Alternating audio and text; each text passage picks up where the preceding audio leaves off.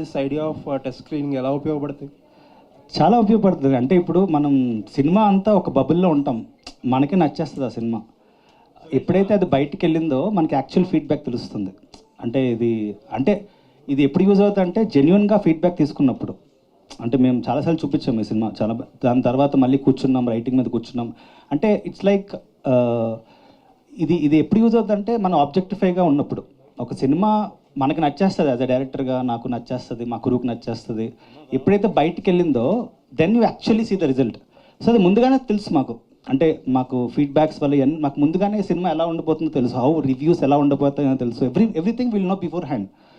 So దీనివల్ల చాలా use ఉంటుందని మాకు ఫీలింగ్. బట్ ఆ స్టేజ్ ఆఫ్ మూవీలో ఎంతవరకు రిడెంప్షన్ అనేది పాసిబుల్ అండి. అంటే అది ఎప్పుడు పాసిబుల్ అంటే మీరు తీసుకోగలగాలి, క్రిటిసిజం తీసుకోగలగాలి. చాలా ఇంపార్టెంట్ అది. అంటే జనరల్గా ఫిల్మ్ మేకర్స్ కానీ డైరెక్ట్గా క్రిటిసిజం తీసుకోలేరు. నేను నేను సినిమా బాగాలేకపోతే నాకు డైరెక్ట్గా నా ముందుకు వచ్చి చెప్తారు బాగాలేదని. So I'm very open with criticism. చాలా తీసుకుంటాను క్రిటిసిజం. సో నా సినిమా నేనే క్రిటిసైజ్ చేసుకుంటాను ఎక్కువ. సో దానివల్ల డెఫినెట్లీ చాలా హెల్ప్ అవుతుంది సినిమా అవుట్పుట్ రావడానికి, మంచి అవుట్పుట్ రావడానికి. అండ్ ఇందాక మీ టీం మొత్తం ఉంటే అమ్మాయిలు చాలా ఎక్కువ మంది కనిపించారు. యా యూజువల్లీ ఒకళ్ళో ఇద్దరు అసలు, లేకపోతే అసలు కనిపించరు కూడా. ఏంటిది సింబాలిజమా లేకపోతే వాట్ ఈస్ దిస్ ఐడియా? లేదు, ఐ బిలీవ్ అంటే ఇప్పుడు ఉమెన్ వస్తున్నారు ప్రతి ఫీల్డ్లోకి. అంటే cinematographer Mridul Sen, so she's a women. అంటే మా శుభం కూడా తనే చేసింది. అండ్ చాలామంది ఉమెన్ క్రూ ఉన్నారు ఇందులో. అండ్ అంటే ఐ ఫీల్ రైట్ నౌ ఈ జనరేషన్లో బ్యాలెన్స్గా ఉంటే నాకు చాలా బాగుంటుంది, ముచ్చటగా అనిపిస్తుంది షూటింగ్ సెట్ కానీ ఇదంతా. Like right now like everything, అంటే మా cinema is all about women కూడా కాబట్టి. సో ఇట్స్ జస్ట్ అలాగంతే. థ్యాంక్ యూ అండి. Looking for. Thank you so much. Anupama garu, most difficult part ఏంటండి మీకు ఈ సినిమాకు సంబంధించి? ఛాలెంజింగ్ పార్ట్ పరదానే. అందరికీ ఎలా ఉంటుందో పరదా, అలాగే నేను కూడా కొంచెం కష్టపడ్డాను పరదాలో యాక్ట్ చేయడం. చెప్పినట్టు సినిమాలో 20 minutes 25 minutes ఎంతో లైక్ త్రూ అవుట్ ఉంటుంది, ఆన్ అండ్ ఆఫ్ ఉంటుంది పరదా. అండ్ ఇక్కడ దాకే కనిపిస్తుంది అన్నీ మన బాడీ లాంగ్వేజ్లో, లేకపోతే వాయిస్ మాడ్యులేషన్లో, ఆల్ ఎమోషన్స్ కళ్ళతోనే కదా మామూలుగా మనం ఎక్స్ప్రెస్ చేసేది. కానీ ఈ సినిమాలో నాకు అది చాలా ఛాలెంజింగ్. అది నాకు మాత్రం కాదు, for the director, for the DOP, for everyone. అది ఎలా కంపోజ్ చేయాలి, కనిపించాలి కానీ కనిపించకూడదు. We have to show justice to the character, right? అది చేయాలంటే that entire dealing with parda was a very challenging thing. But script చాలా నచ్చిన స్క్రిప్ట్ కాబట్టి, and we know how much it is important for the script. అది చాలా enjoy చేసి మేము చేసేసాం. అనుపమ్ గారు, చెప్పండి. నేను వెంకట్ ఎన్టీవీ అండి. అంటే ఈ కాన్సెప్ట్ ఇది సతీ సగమనం లాగా కనిపిస్తుంది. అంటే ఒకప్పుడు భర్త చనిపోతే ఒక ఆచారం ప్రకారం ఆ భార్యను కూడా ఇలా చేయటము, అది అలా అదైతే ఆ టీజర్లో అలా నాకు అనిపించింది. ఆ కాన్సెప్ట్ ఏమన్నా అదే అని అనుకుంటున్నారా? లేదండి, అది ఇట్స్ ఎ వెరీ ఫిక్షనల్ ఊరు, ఫిక్షనల్ ప్లేస్. అసలు సినిమా చూస్తున్నప్పుడు ఇది ఎక్కడుందిరా అనిపిస్తుంది, ఎక్కడ లేదు ఇది. So it is a very fictional ఊరు, but it talks about many social norms అనమాట. అంటే చాలా చెప్తుంది ఈ సినిమా, మీకు చూస్తున్నప్పుడు చాలా రిలేట్ అవుతూ ఉంటారు, కానీ మొత్తం ఫిక్షనల్, ఏది దేనికి సంబంధించింది కాదు ఈ సినిమా. అంటే ఈ అమ్మాయి బాగా సఫర్ అవుతున్నట్టుగా అనిపిస్తుంది ఈ క్యారెక్టర్ మొత్తం. సఫర్ మాత్రం కాదు, చాలా ఎంజాయ్ చేస్తుంది కూడా అమ్మాయి ఈ సినిమాలో. చేస్తుంది. యాక్చువల్లీ చెప్పాలంటే ఇప్పుడున్న పొజిషన్లో చూస్తుంటే అంటే దానికి రివర్స్లో ఉంది ఇప్పుడు కొంత. మీరు చూస్తుంటారు అంటే సెల్ఫీ దిగి అమ్మాయిలు కొంత మారిపోయారు జనరేషన్. అంటే ఇప్పుడున్న ఈ పొజిషన్ అమ్మాయిలు మాత్రం కాదు, అబ్బాయిలు కూడా ఇప్పుడు డిఫరెంటే కదా. మేము సెల్ఫీ తీసుకుంటాము, వాళ్ళ అమ్మాయిలది ఫోటో తీసుకుంటారు, అలా అంతే. మీరు ఈ మధ్య చూస్తున్నాం చాలా, దాదాపు లాస్ట్ 1 year నుంచి కూడా ఇలాంటి సంఘటనలు జరుగుతున్నాయి కదా. అంటే అది కూడా కాన్సెప్ట్ ఏమైనా కలిపారా లేకపోతే ఓన్లీ ఇదేనా? సినిమా చూడండి. తోని it's a very very good thing. అంత కొత్త వాళ్ళతో అంత పుల్ ఆఫ్ చేయగలం అన్నది చాలా ఒక ట్రెండ్ సెట్ చేసినట్టు అయింది నాకైతే. ఎందుకంటే అందరూ కొత్త వాళ్ళతో థియేటర్ రప్పించాం, అట్లీస్ట్ థియేటర్స్ని. That is a big thing అనిపించింది. అంటే మీరు సినిమాలు తీసే విధానం కూడా కమర్షియల్గా తీయటం ఇట్లా వెళ్ళిపోనే కాకుండా మీ జోనర్లోనే, అంటే మీ స్టైల్ ఆఫ్ దాంతోనే మీ సినిమాలు చేస్తున్నారు. ఇది కూడా ఒక ఛాలెంజింగ్. ఈ ఆర్టిస్టులను అనుపమ గారిని పెట్టుకుని కానీ వీళ్ళంతా పెట్టుకుని యూనిక్గా తీస్తూనే ఉన్నారు. ఇక మీ జర్నీ అనేది అలాగే ఉంటుందా, మీ సినిమా జర్నీ అనేది? లేదండి, నాకు మాస్ కమర్షియల్ సినిమా నెక్స్ట్ చేయబోతున్నాను. సో నాకు అంటే అలా ఏం లేదు, అంటే నాకు I want to explore all kind of cinema అండి. అంటే నేను చిన్నప్పటి నుంచి తెలుగు సినిమాని పుట్టి పెరిగినవాడిని. సో నాకు సుమోలు ఎగరాలి, నెక్స్ట్ సినిమా సుమో ఎగురుతుంది. అదే రియాలిటీ చెక్ చెప్పాను కదా, ఈ సినిమాకి వేరే నేను చేస్తున్న వేరే ఫిల్మ్కి అన్ని ఫిల్మ్స్కి ఎప్పుడు ఇది ఒక పెద్ద ఇష్యూయే. సో ఆ రియాలిటీ మనం యాక్సెప్ట్ చేసుకోవాలి. I'm not complaining about that. దాని రీజన్స్ ఉంటుంది. Because cinema runs on, it's a business basically. అది క్రియేటివ్ సాటిస్ఫాక్షన్ మాకు దొరుకుతుంది, కానీ end of the day for producer it's business. So తప్పని చెప్పట్లేదు, కానీ లైక్ ఆ బిజినెస్లో అమ్మాయిలు ముందుకు రావాలని అంటే ఆ ఫీలింగ్ ఎవరికైనా ఉంటే అది చేయాల్సిన విషయం ఏంటంటే థియేటర్కి వెళ్ళి చూడడమే. దానికి కూడా ధైర్యం తీసుకోవట్లేదు. లైక్ దే ఆర్ జస్ట్ వెనకకి వెళ్తున్నారు. లైక్ ఓ ఫీమేల్ సెంట్రిక్ సినిమా నా ఓకే చేయట్లేదు అని. కానీ దాంట్లో ఉన్న కాంటెంట్ ముఖ్యం కాదు, వాళ్ళకి సినిమా చాలా నచ్చుతుంది, they are saying like the film is really good, అయినా సరే ఫీమేల్ సెంట్రిక్ ఫిల్మ్ కదా అన్న stigma. That is what I'm talking అంటే అబౌట్. రీజన్స్ మీరు ప్రీవియస్గా కూడా చాలా పెద్ద బిగ్గెస్ట్ బ్లాక్ బస్టర్ కొట్టారు డ్రాగన్తో, అయినా సరే అది తీసుకోకపోవడానికి రీజన్స్ ఏంటి?